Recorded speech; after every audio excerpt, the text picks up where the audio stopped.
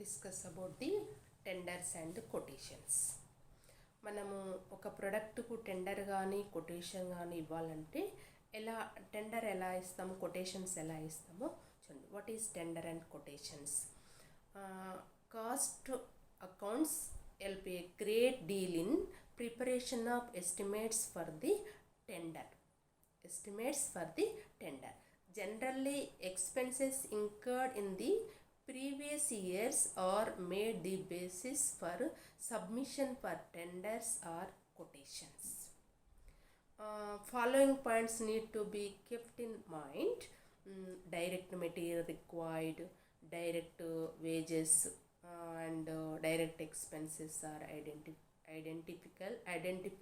identifiable with the ప్రోడక్ట్కి సంబంధించిన direct material, direct wages, direct expenses already మనకు ప్రాబ్లంలో ఇచ్చేస్తాం. ఇచ్చినప్పుడు మనము టెండర్ కొటేషన్ ఎలా ఒక ప్రోడక్ట్కు ఎలా కోట్ చేస్తాము, ఎలా టెండర్ చేస్తాం, టెండర్ ప్రైస్ ఎలా ఇస్తాం అనేది ఈ టెండర్ కొటేషన్ మనకు చెప్తుంది. ఈ ప్రాబ్లంలో ఈ direct material, direct wages, direct expenses మనకు ప్రాబ్లంలో ఇచ్చేస్తాడు. అయితే if a given problem contains specific instructions in respect of how the overheads, direct material, direct wages, direct expenses ప్రాబ్లంలో identifiable with the product in this problem. మరి overheads should be observe. ఓవర్హెడ్స్ని ఎలా తీసుకోవాలి? Then such instructions need to be followed. If no instructions are given in the problem in respect of absorption of overheads, then overheads can be absorbed on the basis of the following methods. టెండర్కు సంబంధించి మనకు ఆ టెండర్కి సంబంధించిన ఆ ప్రోడక్ట్కి సంబంధించిన direct material, direct wages and direct expenses are identifiable with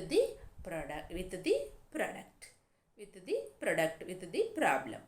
ఇచ్చినప్పుడు ఓవర్హెడ్స్ సంబంధించిన ఇన్ఫర్మేషన్ మనకు ప్రాబ్లంలో ఇవ్వనప్పుడు, ప్రాబ్లంలో ఇస్తే ఏ ప్రకారం తీసుకోమన్నాడో ఆ ప్రకారంగా మనము తీసుకుంటాం. ప్రాబ్లంలో స్పెసిఫిక్గా మనకు ఓవర్హెడ్కి సంబంధించిన ఇన్ఫర్మేషన్ ఇవ్వనప్పుడు మనం ఓవర్హెడ్స్ని ఎలా తీసుకోవాలి, ఎలా అబ్జర్వ్ చేయాలన్నది కొన్ని మెథడ్స్ ఉన్నాయి. ఆ మెథడ్ ప్రకారం మనము ఓవర్హెడ్స్ను, టెండర్కి సంబంధించిన ఓవర్హెడ్స్ను తీసుకోవాలి. First method, number of units as basis. Number of units as basis ప్రకారం ఎలా తీసుకోవాలో, if information is provided on number of units produced and sold in the previous year. మనకి ఇన్ఫర్మేషన్ ఇచ్చాడు. If information as provided on number of units produced and sold in the previous year and the number of units for which quotation or estimate is required to be made, then all the overheads must be observed at the cost per unit for each of such overheads in the previous period. Any increase or decrease in any of the expense needed to be added or deducted after the total cost for the particular item of expenses is arrived at on the basis of number of units being produced. ఏంటంటే మనకు number of units previous ఇయర్కి సంబంధించిన cost sheet ఇచ్చి, previous ఇయర్కి సంబంధించిన అంటే for example 100 యూనిట్కి సంబంధించిన కాస్ట్ షీట్ ఇస్తే మనకు డీటెయిల్స్ ఇచ్చినప్పుడు మనము ఈ కరెంట్ ఇయర్కి సంబంధించి మన కొటేషన్ టెండర్ ప్రిపేర్ చేయమన్నప్పుడు ఎన్ని యూనిట్స్కు టెండర్ ప్రిపేర్ చేయమో, ఫర్ ఎగ్జాంపుల్ 200 యూనిట్స్కు టెండర్ ప్రిపేర్ చేయమన్నప్పుడు ఆల్రెడీ ప్రీవియస్ ఇయర్లో 100 యూనిట్స్ సంబంధించిన మనకు ఆల్రెడీ ఇన్ఫర్మేషన్ ఉంది కాబట్టి అక్కడ per unit overhead, factory overheads per unit cost ఎంత, office and administration overhead per unit cost ఎంత, selling and distribution overhead cost ఎంత ఉందో ఆ పర్ యూనిట్ కాస్ట్ ముందు మనము క్యాలిక్యులేషన్ చేసుకోవాలి. ప్రీవియస్ ఇయర్ యొక్క factory overheads per unit cost, office and administration per unit cost, selling and distribution అంటే ఆ ఇన్ఫర్మేషన్ బట్టి ఏ ఓవర్హెడ్స్ ఇచ్చారో ఆ ఓవర్హెడ్స్ యొక్క ఎన్ని యూనిట్స్కు ఫర్ యూనిట్ కాస్ట్ ఎంత ఉంది. టోటల్ అమౌంట్ ఓవర్ హెడ్స్ తెలుసు, ఎన్ని యూనిట్స్కు టోటల్ ఫ్యాక్టరీ ఓవర్ హెడ్స్ వచ్చిందో పర్ యూనిట్ కాస్ట్ ఎంత అవుతుంది. పర్ యూనిట్ కాస్ట్ క్యాలిక్యులేషన్ చేసిన తర్వాత మనం కొటేషన్ చేసేటప్పుడు కొటేషన్ ఎన్ని యూనిట్స్ కొట్ చేస్తున్నాము ఆ యూనిట్ చేత పర్ యూనిట్ కాస్ట్ను ఆ యూనిట్ల చేత మల్టిప్లై చేస్తే మనకు కొటేషన్కి సంబంధించిన over heads, factory overheads కానీ, ఆఫీస్ కానీ, సెల్లింగ్ కానీ ఓవర్ హెడ్స్ వచ్చేస్తాయి. Units number of units as basis ఉన్నప్పుడు ఇలా చేయాలి. అంటే ప్రీవియస్ ఇయర్ డాటా యూనిట్స్లో ఉన్నప్పుడు, అవైలబుల్గా ఉన్నప్పుడు మనం ఫస్ట్ ఏం చేయాలి, per unit cost find out చేయాలి.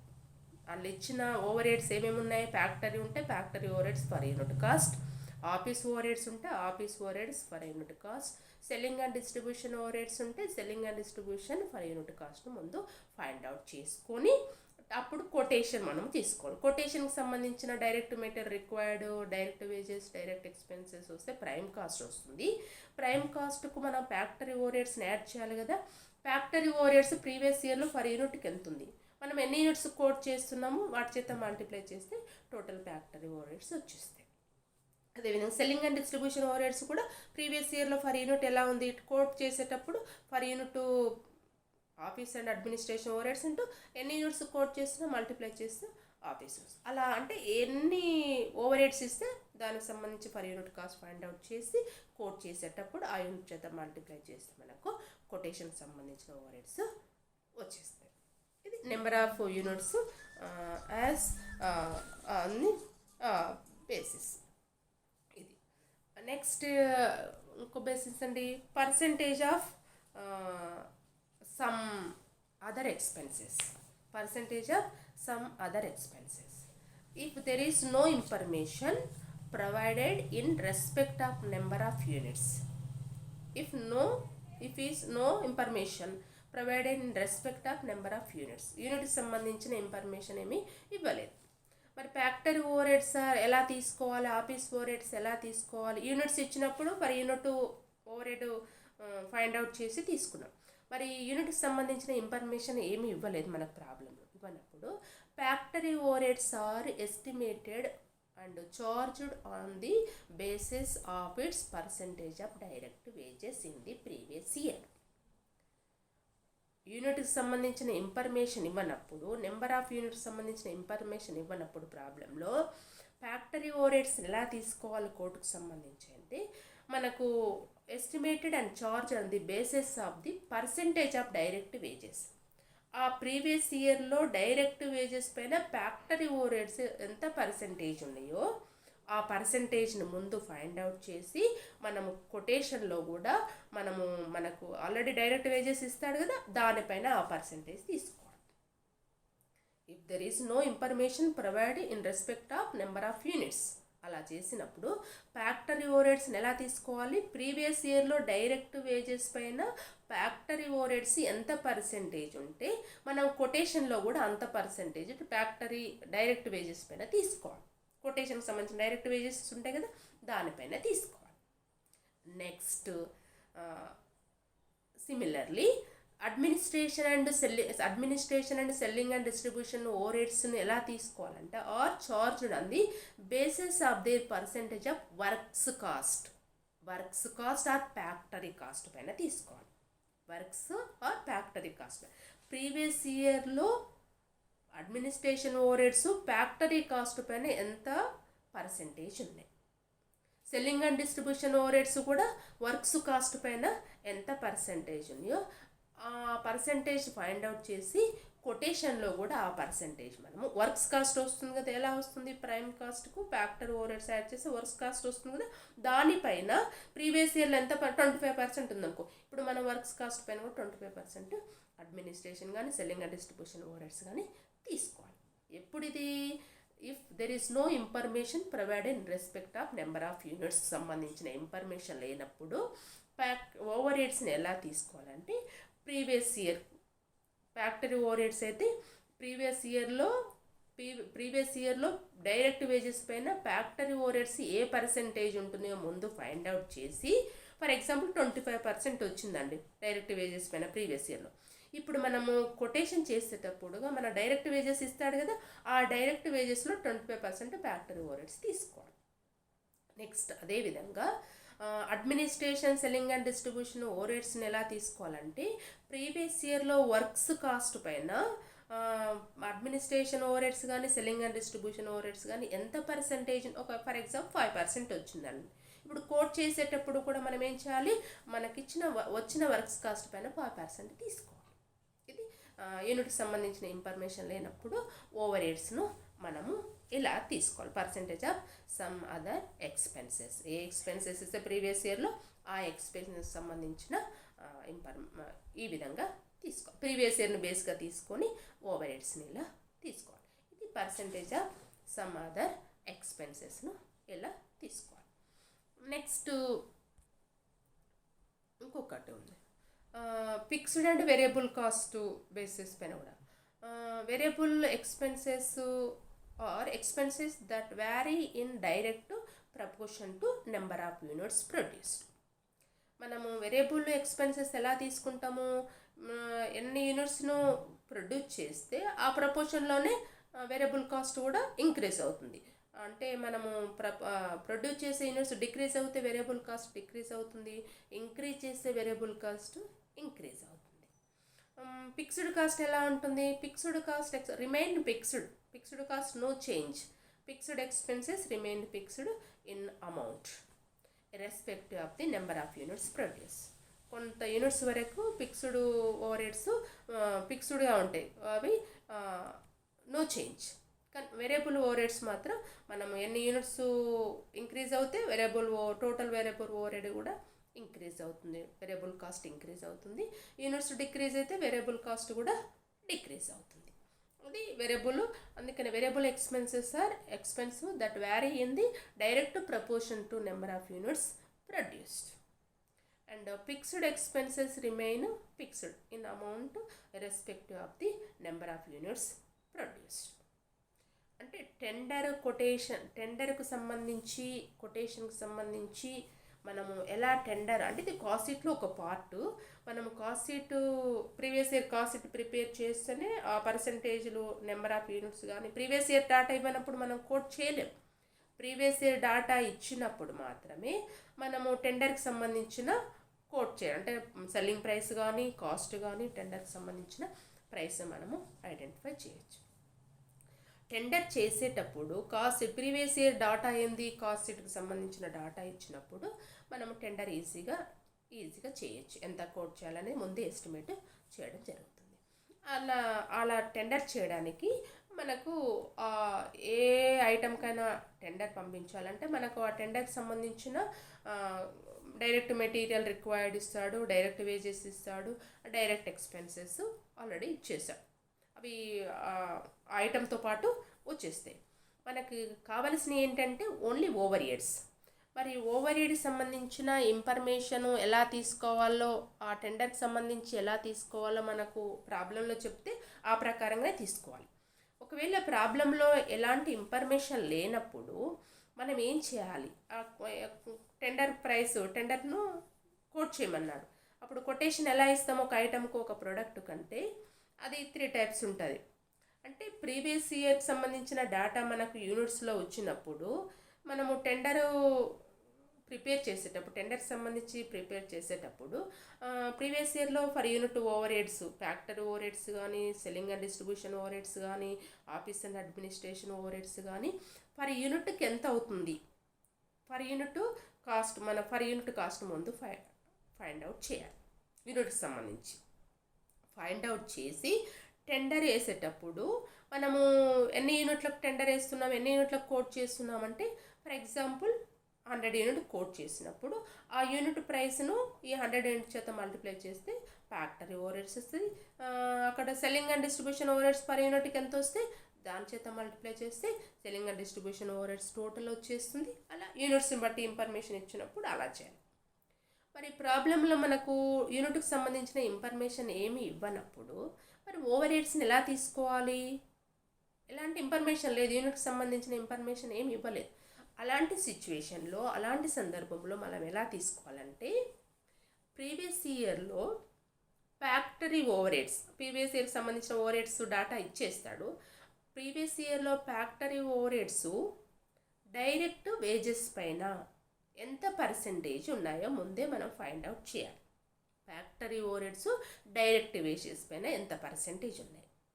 అదేవిధంగా office and administration and selling and distribution overheads works cost పైన ఎంత పర్సెంటేజ్ ఉన్నాయో దాని ప్రకారం మనం కొటేషన్ చేసేటప్పుడు ఆ ప్రకారంగా మనం ఓవర్ హెడ్స్ను తీసుకోవాలి. ఏ టైప్ ఆఫ్ ఓవర్ హెడ్స్ ఇస్తే మనకు ప్రీవియస్ ఇయర్లో టెండర్లో కూడా ఆ టైప్ ఆఫ్ ఓవర్ హెడ్స్ను తీసుకోవాలి. ఇది యూనిట్కి సంబంధించిన ఇన్ఫర్మేషన్ లేనప్పుడు మనకు టెండర్కి సంబంధించి అలా తీసుకోవడం జరుగుతుంది. ఇక ఇంకోటి ఏంటంటే fixed and variable cost. Variable cost తెలుసు మనకు, యూనిట్స్ ఇంక్రీజ్ అవుతే వేరియబుల్ కాస్ట్ ఇంక్రీజ్ అవుతుంది, డిక్రీజ్ అవుతే డిక్రీజ్ అంటే ప్రపోర్షన్లో ఉంటుంది. అంటే అది మనకు direct proportion to the number of units produce ఎన్ని యూనిట్స్ ప్రొడ్యూస్ చేస్తే ఆ ప్రకారంగా వేరియబుల్ కాస్ట్ కూడా ఇంక్రీజ్ అవుతుంది. తక్కువ చేస్తే డిక్రీజ్ అవుతుంది, ఎక్కువైతే ఇంక్రీజ్ అవుతుంది. ఫిక్స్డ్ కాస్ట్ మాత్రం no change. Fixed cost change కాదు, ఫిక్స్డ్ ఉంటుంది. అంటే respective of the number of units వరకు ప్రొడ్యూస్డ్ వరకు ఫిక్స్డ్ కాస్ట్ ఫిక్స్డ్గానే ఉంటుంది. ఇది టెండరు అండ్ కొటేషన్కి సంబంధించిన ఇన్ఫర్మేషన్. కాస్ట్ షీట్లోనే ఒక పార్ట్ ఇది. కాస్ట్ షీట్ ప్రిపేర్ చేసేటప్పుడే టెండర్ కొటేషన్కి సంబంధించిన మనకు కోట్ చేయమన్నప్పుడు మనము previous year cost sheet prepare చేసి పర్ యూనిట్లో ఇచ్చినప్పుడు information per unit cost find out చేసి ఆ తర్వాత కొటేషన్ చేయాలి. Previous year cost sheet prepare చేయమంటే చేయాలి, లేకపోతే అవసరం లేదు. ఒకవేళ డైరెక్ట్ కొటేషన్ ఇవ్వమంటే కోట్ ధర ఇవ్వండి, కొటేషన్ టెండర్ ప్రైస్ ప్రిపేర్ చేయమంటే టెండర్ ప్రైస్ ప్రిపేర్ చేయాలంటే ప్రీవియస్ ఇయర్ డేటా ఎలా ఉందో చూసుకోవాలి. యూనిట్స్లో ఉందా లేదా, ఏ ఇన్ఫర్మేషన్ లేదా. యూనిట్స్లో ఉన్నప్పుడు first unit cost find out చేసి ఆ తర్వాత టెండర్ ప్రైస్కి ప్రిపేర్ చేయాలి. ఒకవేళ యూనిట్స్లో కూడా ఎలాంటి ఇన్ఫర్మేషన్ లేనప్పుడు మనం ఏం చేయాలి, డైరెక్ట్గా మనము ఫ్యాక్టరీ ఓవర్ హెడ్స్ని ఎలా తీసుకోవాలి, ఆఫీస్ అండ్ అడ్మినిస్ట్రేషన్ ఓవర్ హెడ్స్ని ఎలా తీసుకోవాలి, సెల్లింగ్ అండ్ డిస్ట్రిబ్యూషన్ ఓవర్ హెడ్స్ని ఎలా తీసుకోవాలి అనేది ఇప్పుడు దాకా చెప్పాను. ఏంటంటే ఫ్యాక్టరీ ఓవర్ హెడ్స్ వచ్చేసి డైరెక్ట్ వేజెస్ పైన ఎంత పర్సెంటేజ్ ఉన్నాయి ప్రీవియస్ ఇయర్లో, ఆ పర్సెంటేజ్ ముందు ఫైండ్ అవుట్ చేసి కొటేషన్లో అదే పర్సెంటేజ్ డైరెక్ట్ వేజెస్ పైన తీసుకోవాలి. అదేవిధంగా office and administration and selling and distribution ఓవర్ హెడ్కి సంబంధించి కూడా మనము ప్రీవియస్ ఇయర్లో ఎలా ఉన్న ప్రీవియస్ ఇయర్కి సంబంధించిన డాటాలో selling and distribution overheads ఎలా ఉన్నాయి, office and administration overheads works cost పైన ఎంత పర్సెంటేజ్ ఉన్నాయో ఆ ప్రకారంగా మనము వర్క్స్ కాస్ట్ పైన ఎంత ఉంటే ఆ ప్రకారంగా తీసుకోవాలి. టెండర్ కూడా అలా తీసుకోవాలి.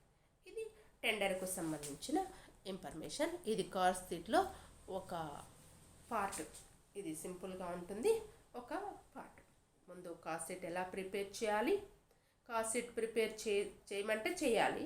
కాస్ట్ షీట్ ప్రిపేర్ చేసిన తర్వాత వాటి యొక్క ఫ్యాక్టరీ ఓవర్ హెడ్స్ పర్సంటేజ్ కానీ, దేనిపైన ఫ్యాక్టరీ ఓవర్ హెడ్స్ యొక్క పర్సంటేజ్ వేజెస్ పైన, డైరెక్ట్ వేజెస్ పైన. And office and administration over heads యొక్క పర్సంటేజ్ దేనిపైన తీసుకోవాలి, వర్క్స్ కాస్ట్ ముందు అవి వర్క్స్ కాస్ట్ పైన ఎంత పర్సెంటేజ్ చేసి, ఒకవేళ ప్రాఫిట్కి సంబంధించిన ఇన్ఫర్మేషన్ లేకుంటే ప్రీవియస్ ఇయర్లో టోటల్ కాస్ట్ పైన ప్రాఫిట్ యొక్క పర్సంటేజ్ కూడా తీసుకొని టెండర్లో సెల్లింగ్ ప్రైస్ను మనం ప్రైస్ ప్రిపేర్ చేయొచ్చు, కోట్ చేయొచ్చు. అప్పుడు ప్రాఫిట్ ప్రీవియస్ ఇయర్లో టోటల్ కాస్ట్ పైన ఎంత పర్సంటేజ్ ఉంది ప్రాఫిట్, అది కూడా ఫైండ్ అవుట్ చేసి కొటేషన్ మనం ఫస్ట్ కాస్ట్ షీట్ ప్రిపేర్ చేయాలి. లేదు కాస్ట్ షీట్ ప్రిపేర్ చేయమని అనుకోండి, ఓన్లీ మనకు కావాల్సిన ఓవర్ హెడ్స్, ఏ టైప్ ఆఫ్ ఓవర్ హెడ్స్ ఉంటాయి, మనకు తెలిసిన main overheads factory overheads, office and administration overheads and selling and distribution overheads. ప్రాఫిట్కి సంబంధించిన ప్రాబ్లంలో మనకు పర్సంటేజ్ ఇస్తే ఓకే, ఇవ్వలేదు అనుకోండి, ప్రీవియస్ ఇయర్లో టోటల్ కాస్ట్ పైన ప్రాఫిట్ ఎంత పర్సంటేజ్ ఉన్నాయి, ఈ నాలుగిటిని ఫైండ్ అవుట్ చేసి మనం కొటేషన్ చేయొచ్చు. టెండర్ ప్రైస్ను మనము ప్రిపేర్ చేయొచ్చు. ఇది టెండరు మనం ప్రిపేర్ చేసేటప్పుడు మనం గుర్తుంచుకోవాల్సిన విషయాలు. ఫర్ ఎగ్జాంపుల్ ఫర్ ఎగ్జాంపుల్ ఒక ఐటమ్కి మనకు టెండర్ను కొటేషన్ ఇవ్వమన్నాడు అనుకోండి. ఆ కొటేషన్కి సంబంధించిన ఇన్ఫర్మేషన్ మొత్తం ఇచ్చేస్తాడు. ఏమి ఇస్తాడు? కొటేషన్కి సంబంధించి ప్రీవియస్ ఇయర్ డేటా ఇచ్చాడు. కొటేషన్కి సంబంధించిన మెటీరియల్, వేజెస్ అండ్ ఎక్స్పెన్సెస్ ఇస్తా లేకుంటే మెటీరియల్, వేజెస్ మాత్రం కంపల్సరీ కొటేషన్ సంబంధించిన ఇన్ఫర్మేషన్ రెండే ఉంటాయి. ఇక ఓవర్ హెడ్స్ లాస్ట్ ఇయర్ ఎలా ఉన్నాయో, యూనిట్స్ ఉంటే యూనిట్స్ బేస్గా తీసుకోవాలి. లేదా ఎలాంటి ఇన్ఫర్మేషన్ లేకపోతే యూనిట్స్ సంబంధించి ఇప్పుడు చెప్పినట్టుగా ఫ్యాక్టరీ ఓవర్ హెడ్స్ను, డైరెక్ట్ వేజెస్ పైన, ఆఫీస్ అండ్ అడ్మినిస్ట్రేషన్ ఓవర్ హెడ్స్ను, వర్క్స్ కాస్ట్ పైన ఎంత పర్సెంటేజ్ని ఆ ప్రకారంగా, selling and distribution overheads కూడా వర్క్స్ కాస్ట్ పైన ఎంత పర్సెంటేజ్ ఉంటే ఆ ప్రకారంగా తీసుకోవాలి. ఇది మనకు టెండర్ అండ్ కొటేషన్ సంబంధించిన చిన్న టాపిక్. దానికి సంబంధించిన ఇన్ఫర్మేషన్ ఎలా ఉంటుంది, సింపుల్గా ఉంటుంది. కాస్ట్ షీట్లో ఇది కూడా ఒక చిన్న పార్ట్. కాస్ట్ షీట్ ప్రిపేర్ చేయడంలో కూడా ఇది అడుగుతాడు. అది కూడా ఈ కాస్ట్ షీట్ మోడల్లోనే ఉంటుంది. ప్రీవియస్ ఇయర్ డేటాను మనం బేస్గా తీసుకొని ఈ విధంగా టెండర్ను కొటేషన్స్ ఇవ్వడము జరుగుతుంది. ఇది టెండర్ కొటేషన్ సంబంధించిన మెసేజ్.